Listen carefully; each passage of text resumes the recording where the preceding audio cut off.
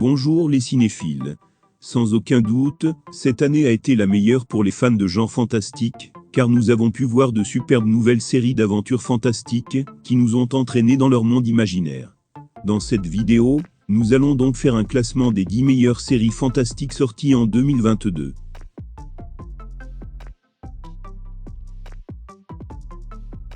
Cette série australienne originale est décrite comme une série de flexion de genre.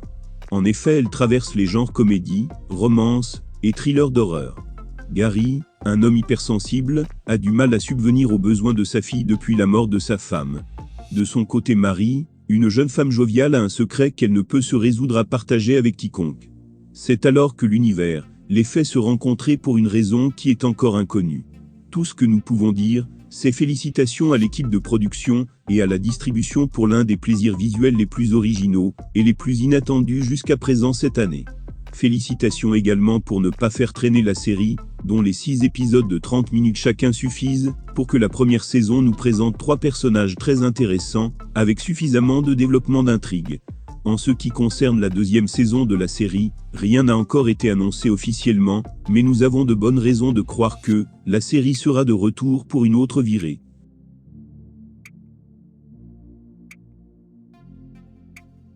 Vampire Academy est une série télévisée américaine, et une adaptation de la série littéraire du même titre de la romancière américaine Richelle Mee. La série suit les aventures de Rose, une vampire, et sa meilleure amie, la princesse Lisa Dragomir. Avec cette série, on ne retrouve pas la retranscription télévisuelle de l'excellente série de livres, mais bien une adaptation permettant d'explorer de nouveaux horizons basés sur le même univers. Les deux jeunes femmes étudient à l'Académie Saint-Vladimir, où Rose apprend à devenir une gardienne et Lisa la magie. Elles sont également liées à la suite d'un accident, ce qui permet à Rose de ressentir les émotions de Lisa. Dans ce monde de privilèges et de glamour, l'amitié de ces deux jeunes femmes transcende leur classe sociale, alors qu'elles se préparent à terminer leurs études et à entrer dans la société royale des vampires. Les rebondissements sont multiples dans chaque épisode, les diverses intrigues sont intéressantes et prenantes. Tout ce que l'on peut espérer pour la suite, en dehors de voir la saison 2 être validée et programmée très prochainement, c'est un plus gros budget permettant des scènes d'action plus réalistes et qualitatives.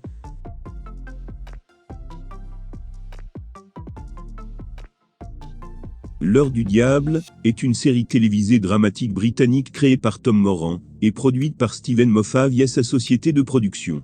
La série se compose de 6 épisodes et a été créée le 28 octobre 2022 sur Amazon Prime Video. En novembre 2022, la série a été renouvelée pour une deuxième et une troisième saison. Lucy est une travailleuse sociale qui s'occupe des problèmes familiaux et relationnels. Elle se réveille chaque nuit à 3h33 exactement, après avoir eu des visions terrifiantes pendant la soi-disant heure du diable entre 3h et 4h du matin. Son fils de 8 ans est renfermé et sans émotion, sa mère parle aux chaises vides, et sa maison est hantée par les échos d'une vie qui n'est pas la sienne. Le nom de Lucy est inexplicablement lié à une série de meurtres brutaux dans la région, et elle est entraînée dans la chasse à un tueur en série. Sachez que les premiers épisodes n'auront pas beaucoup de sens, certains personnages vont et viennent, les situations changent radicalement et ainsi de suite. L'autre chose à suggérer est de regarder attentivement la série, et de ne pas faire défiler paresseusement votre téléphone.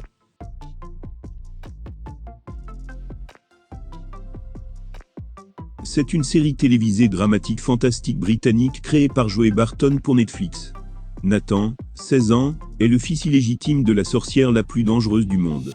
Craignant de suivre les traces de son père, Nathan est surveillé par une confrérie de sorcières.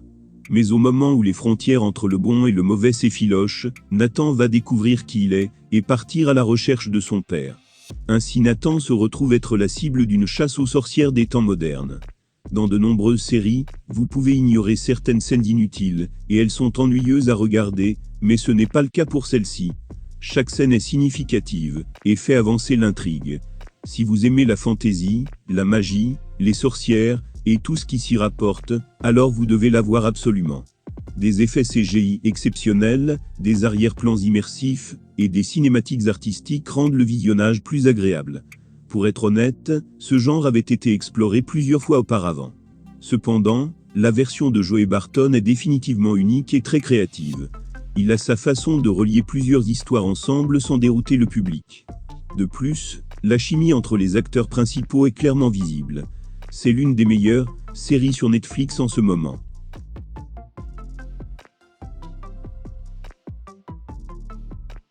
Ce drame épique se déroule des milliers d'années avant les événements du Hobbit et du Seigneur des Anneaux de J.R.R. Tolkien. Il ramène les téléspectateurs à une époque où de grandes puissances ont été forgées, des royaumes ont connu la gloire, et sont tombés en ruine, des héros improbables ont été testés, l'espoir suspendu au plus fin des fils, et le plus grand méchant qui ait jamais jailli de la plume de Tolkien, menaçait de couvrir le monde entier de ténèbres. Commençant dans une période de paix relative, la série suit un ensemble de personnages, à la fois familiers et nouveaux, alors qu'ils affrontent la réémergence tant redoutée du mal sur la Terre du Milieu.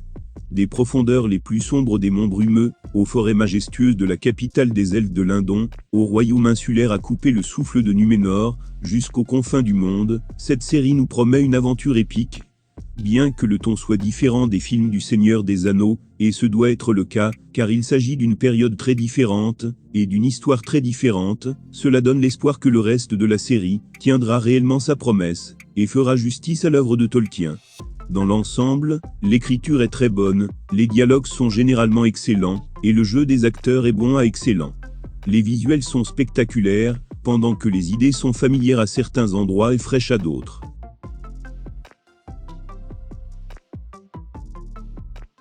C'est une mini-série créée par Jeremy Slater pour le service de streaming Disney+, basée sur le personnage des comics Marvel du même nom. Elle se déroule dans l'univers cinématographique Marvel, partageant la continuité avec les films de la franchise. Ainsi Steven Grant, employé discret d'une boutique de souvenirs dans un musée londonien, est en proie à des trous de mémoire et à des souvenirs d'une vie antérieure. Steven découvre qu'il souffre d'un trouble dissociatif de l'identité et partage son corps avec le mercenaire Mark Spector. Mark Spector a grandi en ayant pour but de devenir boxeur et militaire. Laissé pour mort après une mission en Égypte, il est conduit dans le temple de Khonsu, dieu de la lune, et accepte de devenir son avatar sur Terre. Alors que les ennemis de Mark convergent vers eux, ils doivent naviguer dans leurs identités complexes tout en étant plongés dans un mystère mortel parmi les puissants dieux égyptiens. L'histoire traînait un peu dans les épisodes du milieu, mais dans l'ensemble, c'est un récit convaincant. Les costumes sont élégants, le méchant est intéressant, et vous allez sûrement adorer vous plonger profondément dans la relation entre Steven et Mark.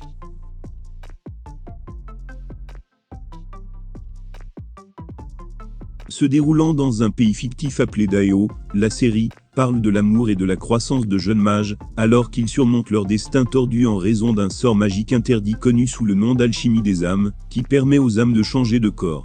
Il suit l'histoire d'un guerrier d'élite nommé Naxu, dont l'âme est accidentellement piégée dans le corps faible de Mudok. Elle s'en mêle avec Jean-Luc, qui est issu d'une famille noble, et devient sa servante et son maître lui enseignant ses compétences, alors qu'ils tombent tous les deux amoureux, l'un de l'autre. Cette série est une magnifique fusion d'aventure, de fantaisie, de comédie et de romance.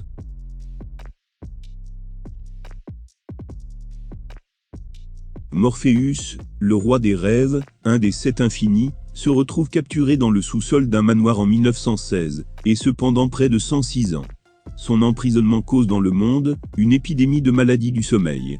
Malgré tout, celui qu'on surnomme le marchand de sable, membre des infinis, s'échappe et entreprend un périple à travers le monde des rêves et le monde éveillé, pour retrouver ce qu'on lui a volé, et récupérer ses pleins pouvoirs, ainsi que reconstruire son royaume, qui se retrouve en ruine dû à sa longue absence. Par la suite, il apprendra l'existence d'un vortex qui a la particularité de briser la barrière entre les mondes, et causer des événements qui peuvent être terribles. Avec l'aide de la bibliothécaire du royaume, Lucienne, la seule habitante du royaume depuis son départ, et de son corbeau Matthew, le roi des rêves part à la recherche du vortex afin de l'arrêter. La tâche d'adapter une bande dessinée en une série n'est jamais une tâche facile, et ce même avec le créateur de la bande dessinée impliqué.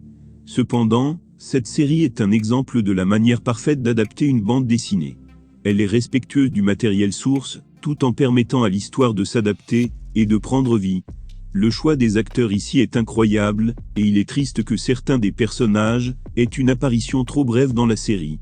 Le maillon le plus faible des épisodes de la première saison est la narration alambiquée, une sorte de narration à combustion lente, contenant tous les ingrédients brillants, mais qui ne réussit pas à capter efficacement l'intérêt et l'attention des téléspectateurs.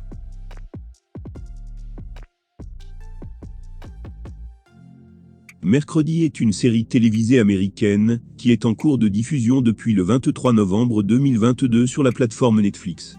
Elle est centrée sur le personnage de Mercredi Adams, issu des bandes dessinées La Famille Adams. Ainsi l'histoire commence quand Mercredi Adams est envoyé par ses parents, Gomez et Morticia, au sein de la Nevermore Academy, à Jericho dans le Vermont, après avoir été une nouvelle fois expulsé d'un lycée. Nevermore est un établissement pour enfants particuliers, dirigé d'une main de fer par Larissa Wims, l'ancienne colocataire de Morticia, lorsque toutes deux y étaient étudiantes. Mercredi doit alors appréhender cette nouvelle vie, tout en enquêtant sur une série de meurtres qui terrorisent Jericho, et en essayant de maîtriser les visions qu'elle a depuis plusieurs mois.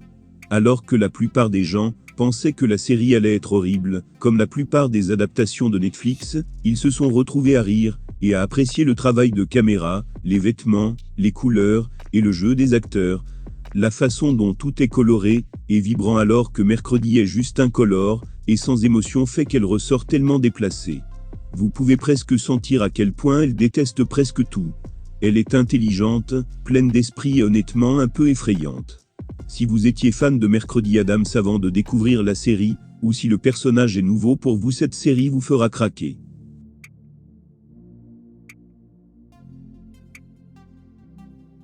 La Maison du Dragon est une série télévisée américaine créée par George R.R. Martin et Ryan Condal, qui est en cours de diffusion depuis le 21 août 2022 sur HBO. Adaptation du roman Feu et Sang de George R.R. Martin, c'est une préquelle de la série Le Trône de Fer sortie en 2011. Près de 200 ans avant les événements du Trône de Fer, le roi Viziri de la maison Targaryen est le souverain incontesté de Westeros et des terres environnantes. Cependant, lorsqu'il nomme sa fille Rhaenyra comme son héritière, il déclenche une série d'événements qui, de nombreuses années dans le futur, mèneront à une querelle amère pour savoir qui devrait s'asseoir sur le trône de fer. Pour bon nombre de personnes, cette série est la meilleure série télévisée de l'année 2022. Les personnages sont construits avec une grande profondeur, ils ne sont ni bons ni mauvais, ils ont tous leurs motivations qui changent au fil des années et des situations. L'intrigue se construit très lentement, et de manière complexe et très intelligente. Ce n'est pas une série d'épées, de dragons et d'action, comme le pensent les gens, mais d'intrigue, de lutte de pouvoir, et de haine dans une famille que l'on voit s'autodétruire. Les changements de temps et d'acteurs sont très bien réalisés, et, associés au décor et à des représentations artistiques, ils donnent un sentiment d'épopée et de grandeur à ce monde fantastique.